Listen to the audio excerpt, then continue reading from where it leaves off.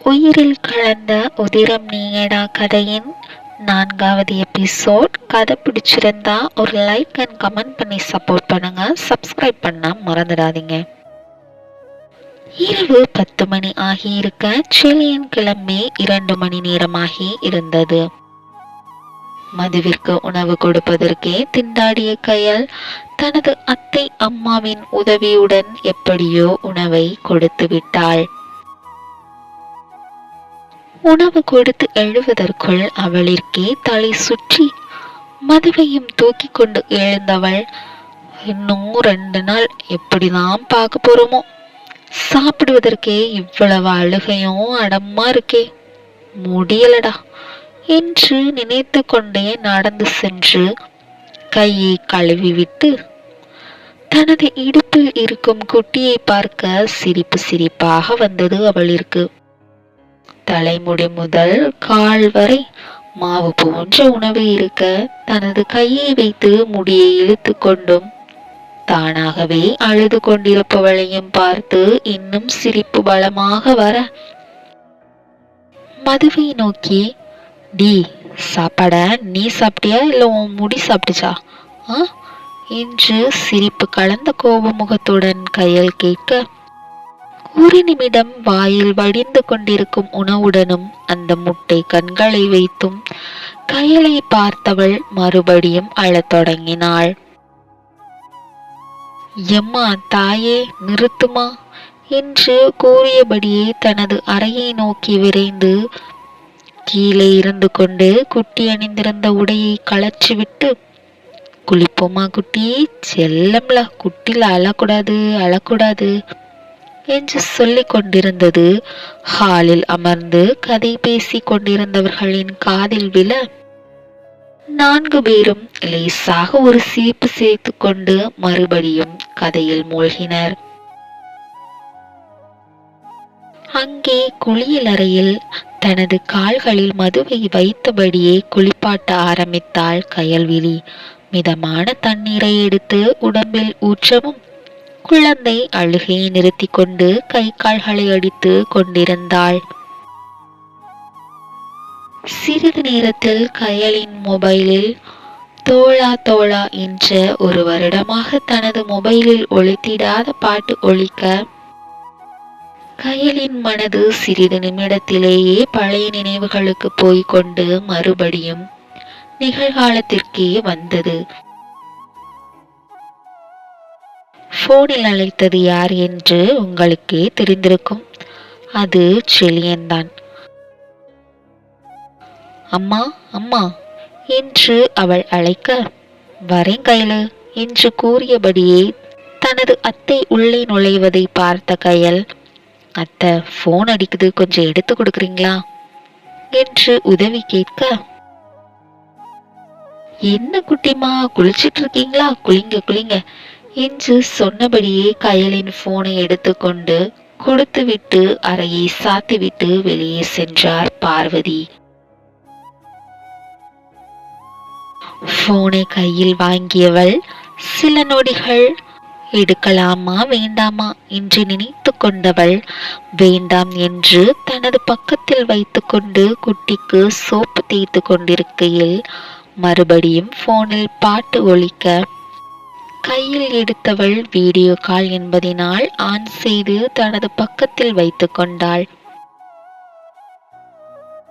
கையல் என்று அவன் அழைக்க ஒன்றுமே சொல்லாமல் அவள் இருக்க, தண்ணீரின் சத்தமும் குழந்தையின் விளையாட்டின் கீச் என்ற சத்தமும் கேட்க,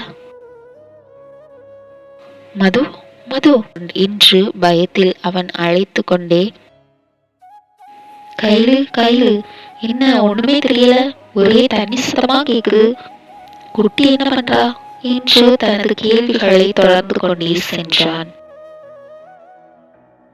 ஒரு பெரிய உள்மூச்சை விட்டபடியே போனை கையில் எடுத்தவள் தனது மடியில் குளித்து கொண்டிருக்கும் மதுவையும் அவள் செய்யும் சேட்டைகளையும் பின்பக்க கேமராவில் அவன் பார்க்க அவனது முகத்தை கையில் பார்த்து கொண்டிருந்தாள்.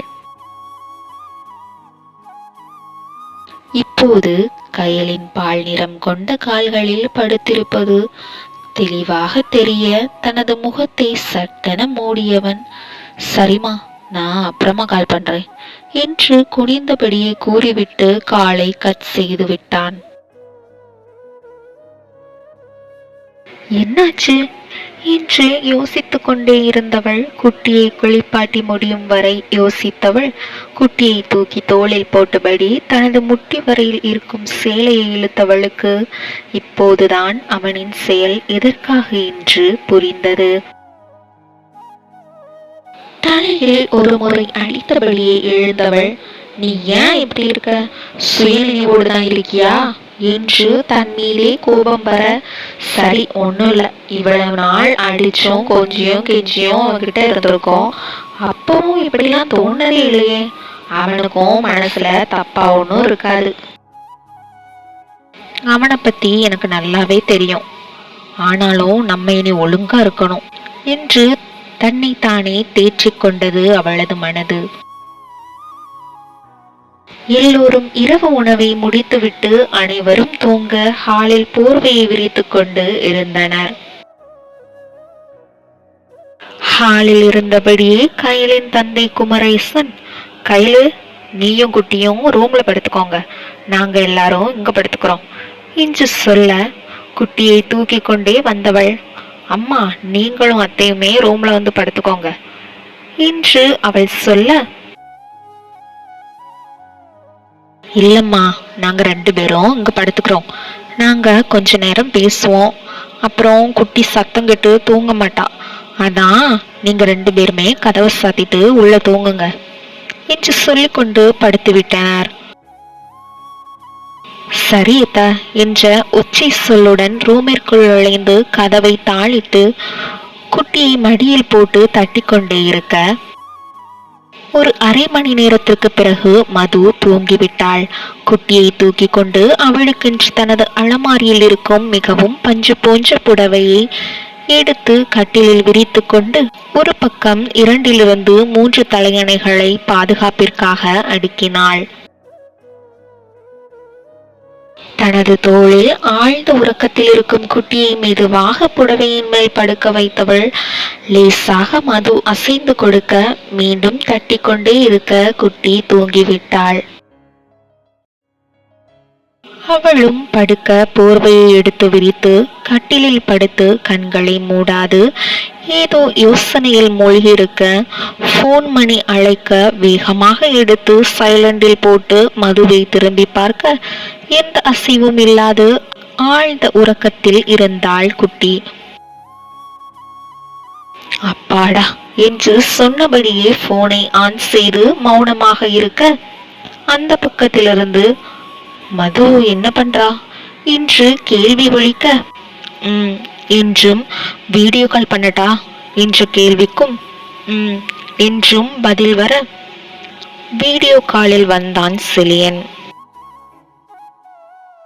இப்போது கடகடவென தன்னை ஒழுங்கு செய்தவள் ஆன் செய்து அவளின் புறம் காட்ட, ஓ குட்டி தூங்கிட்டாளா, சரிமா என்று அவன் தனக்குள்ளேயே சொல்ல, சரி நீ சாப்பிட்டியம்மா என்று கேட்க புருவத்தை உயர்த்தியவள் என்ன நினைத்தாளோ காலை கட் செய்து அணைத்துவிட்டு தனக்குள்ளேயே யோசித்தவள் எழுந்து தனது கணவனின் துணையை தேடி அவனது ஷர்ட்டை ட்ராலியில் இருந்து எடுத்து நுகர்ந்து பார்த்து கொண்டே தனது புடவையை கழைத்து மேலே இட்டவள் அவனது வேஷ்டியை எடுத்து போர்வையாக தலைவரையிலும் இழுத்து மூடிக்கொண்டு மதுவை அணைத்து கொண்டு தூங்கினாள் கயல்விழி.